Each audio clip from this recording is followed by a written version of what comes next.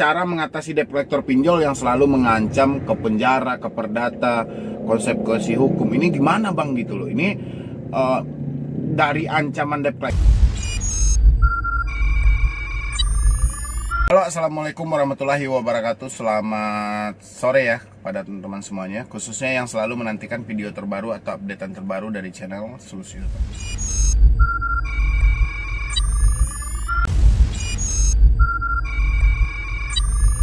Jadi terima kasih ya untuk teman-teman yang selalu mengikuti atau selalu mensupport channel Solusi Hutang. Saya ucapkan terima kasih banyak. Jadi seperti video hari ini, yaitu karena banyaknya pertanyaan di sini, yaitu cara mengatasi debt collector pinjol yang selalu mengancam ke penjara, ke perdata, konsekuensi hukum. Ini gimana bang gitu loh. Ini dari ancaman debt collector sih memang pandai ya kalau membawakan action mereka, membawakan skenario mereka memang bisa sih. Beda dengan debetur. Kalau debetur ketika mendapatkan suatu tekanan, mendapatkan suatu ancaman, paniknya langsung timbul gitu loh. Stresnya langsung keluar gitu loh. Beda dengan debt collector ketika dia melakukan pengancaman dan mereka berhasil untuk menekan orang itu poin plus bagi mereka. Jadi mereka enak menekan Anda di satu sisi supaya ya Anda tetap membayar sih, tetap membayar ke aplikasi mereka. Tujuan mereka sih itu ya. Jadi itu yang mau kita bahas hari ini, yaitu gimana caranya mengatasi debt collector yang selalu mengancam kita ke ranah hukum, ranah perdata, ranah pidana, semuanya pokoknya yang menyangkut soal hukum ketika kita telat bayar atau kita saat ini memang tidak mampu membayar akibat lumpuhnya ekonomi kita saat ini ya. Tapi sebelumnya saya lanjutkan video ini, bagi teman-teman semuanya yang belum support channel ini silahkan disupport dulu. Semoga saya makin semangat, pastinya channel ini makin berkembang dan pastinya bisa memotivasi orang banyak.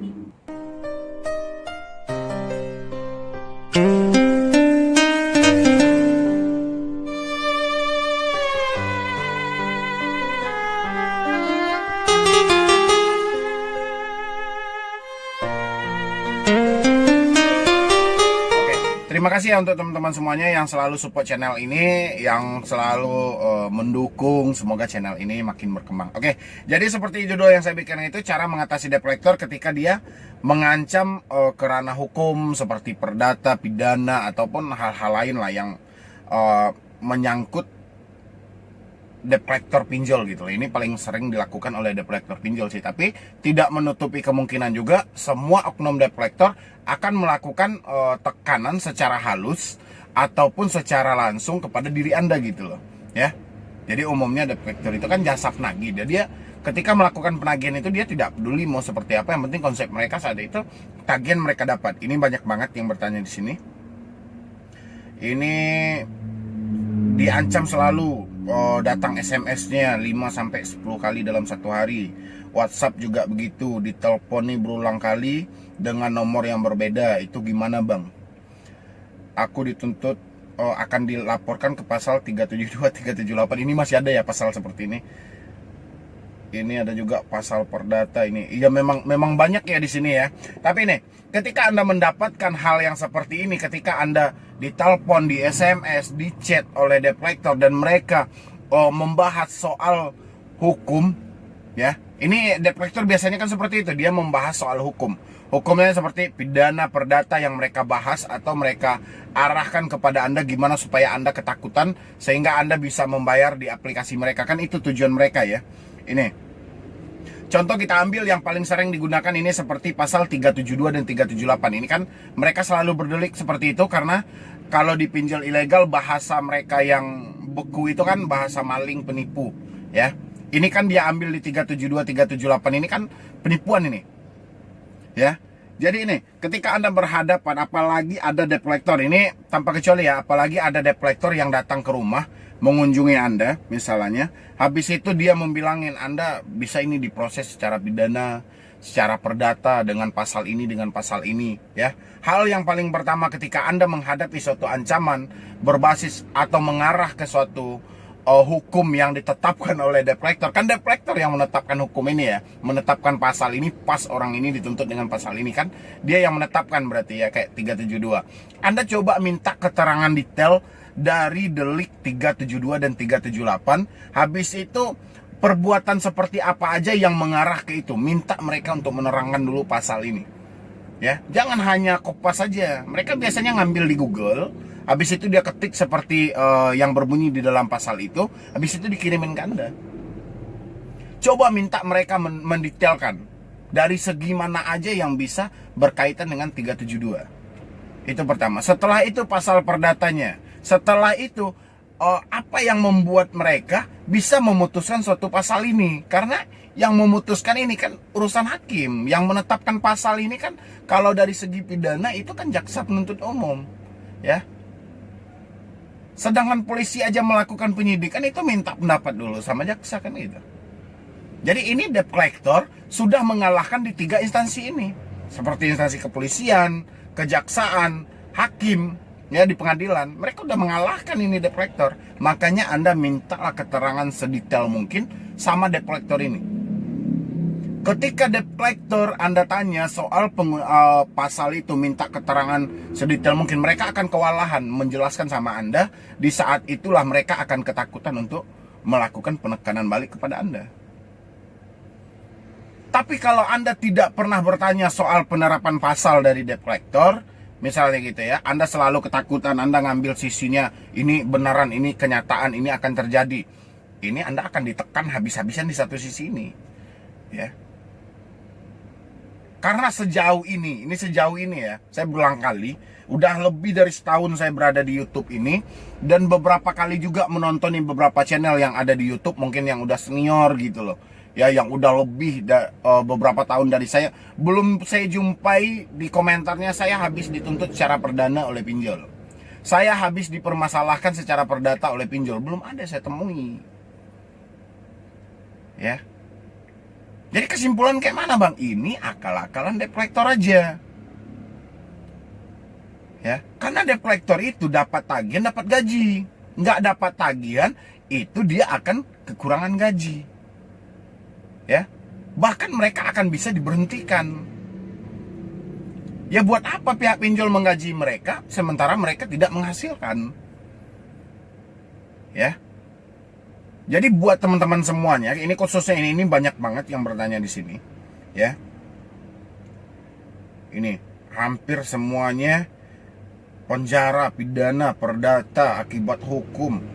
Apa hukumnya ketika tidak mampu bayar? Ini banyak banget pertanyaan yang seperti itu. Ini ada debt collector kredivo datang ke rumah menitipkan surat. Debt collector aku laku datang juga ke rumah menitipkan surat. Ini paling banyak ya. Jadi kayak Tunaiku, aku laku, kredivo, itu biasanya debt collector mereka menggunakan pihak ketiga yang di luar aturan atau SOP dari perusahaan mereka itu gitu loh. Ya saya perhatiin seperti itu. Kayak Amarbank, tengok lah itu Amarbank ketika berkomunikasi dengan para debitur, tengok debt collectornya seperti apa. Tunaiku juga seperti itu, ya. Kredivo juga seperti itu. Saya berapa kali itu mengupload rekaman dari beberapa debt collector itu. Tengok, itu kan aplikasi atau sebuah perusahaan yang sudah legal standingnya cukup kuat di Indonesia ini. Sudah dilegalkan oleh OJK. Tapi ini lebih ke ilegal, cara penagihan mereka lebih ke ilegal gitu loh. Karena apa? Karena mereka mempekerjakan orang yang salah, ya. Seperti itu saya rasa. Ini banyak ini di sini. Ya ini. Oke, jadi seperti itu ya. Ketika Anda mendapat Anda ditelepon, di SMS dan di WhatsApp, bahkan Anda didatangi ke rumah oleh DC pinjol, tantang semua ancaman mereka. Jangan pernah Anda takut, karena DC itu hanya menekan Anda di satu sisi itu. Kalau Anda kelihatan ketakutan, mereka akan berulang kali. Ini banyak banget sih pertanyaannya itu gitu loh. Itu semuanya gini nih. Nih ya. Tentang penggunaan pasal, screenshotnya banyak banget gitu loh. Tapi kalau saya bilangin ya untuk teman-teman yang saat ini kan kita baru memasuki new normal kan. Jadi otomatis Anda pun ada itikat baik untuk menyelesaikan hutang Anda. Saat ini Anda juga belum bisa mampu gitu loh. Otomatis Anda butuh waktu beberapa bulan ke depan kan. Tapi jangankan beberapa bulan ke depan, kita minta toleransi hari ini aja, bahkan kita akan dipenjara, akan diperdata. Ini gimana kan gitu ya. Tapi teman-teman bisa belajar. Ini kan saya juga ada grup itu ya, grup dari Facebook juga ada, dari link komentar, ruang komentar di YouTube Anda juga bisa lihat. Ada nggak yang sudah dituntut perdata oleh pinjol ketika mereka telat bayar? Gitu aja cara membuktikannya. Begitu juga dalam grup, ada nggak yang sudah pernah keluar penjara gara-gara telat bayar di pinjol ilegal? Kalau tidak ada, Anda nggak usah takut lagi, Anda nggak usah cemas lagi gitu loh ya. Kalau Anda mampu untuk berargumentasi, Anda jawab aja WA mereka, SMS mereka, Anda jawab aja telepon mereka. Tapi kalau Anda tidak mampu berargumentasi, udah Anda abaikan aja gitu loh. Ya. Tapi kalau selagi pikiran Anda fresh, Anda pertanyakanlah soal penggunaan pasal mereka. Kenapa mereka lebih menentukan gitu loh. Habis itu mereka ngirim foto yang orang sedang di kantor polisi, sedang sidang, sedang ini, itu dari dulu juga seperti itu gitu loh. Ya. Makanya pergunakan lebih lagi pemikirannya, jangan takutnya yang terlalu berlebihan ya. Mungkin cuma itu dulu yang dapat saya sampaikan, terlebih dan terkurangnya saya mohon maaf. Pokoknya untuk teman-teman semuanya yang menonton channel ini, yang belum support channel Solusi Hutang, saya silahkan disupport dulu jika dirasa channel ini. Tapi jika dirasa channel ini nggak bermanfaat banget, ini apaan ini segala macam, saya ucapkan terima kasih aja setelah berkunjung di channel ini gitu loh. Dan Anda mungkin kalau nggak mendapatkan jawaban di channel saya, mungkin di channel lain Anda mendapatkan jawaban. Oke? Jadi untuk teman-teman semuanya yang mau konsultasi atau diskusi, silahkan di nomor yang ada di sini. Silahkan Anda WA nanti ada tim saya yang menjawab semuanya gitu loh. Ya. Mungkin cuma itu dulu yang dapat saya sampaikan, terlebih dan terkurangnya saya mohon maaf. Jadi saya Medi Broni, wassalam.